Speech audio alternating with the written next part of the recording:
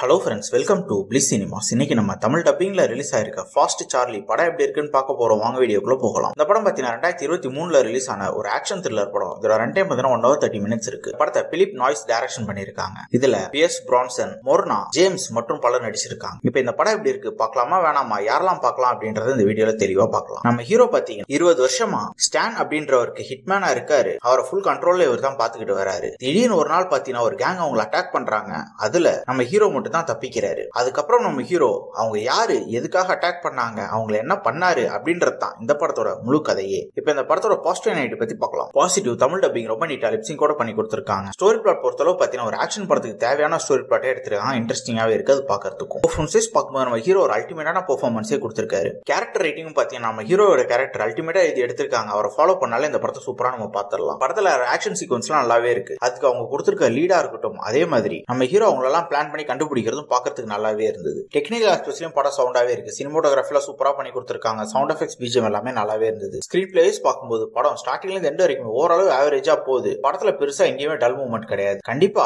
Action ஃபேன்ஸா இருக்கட்டும், அதே மாதிரி கண்டிப்பா ஆக்ஷன் த்ரில்லர் ஃபேன்ஸ்க்கு இந்த படம் ஒரு தரமான படமாவே இருக்கும். ட்ரை பண்ணி பாருங்க. கண்டிப்பா இந்த படம் ஒரு ஒன் டைம் வாட்சபிள் படம் தான். இன்னொரு வீடியோல சந்திக்கலாம். தேங்க்யூ.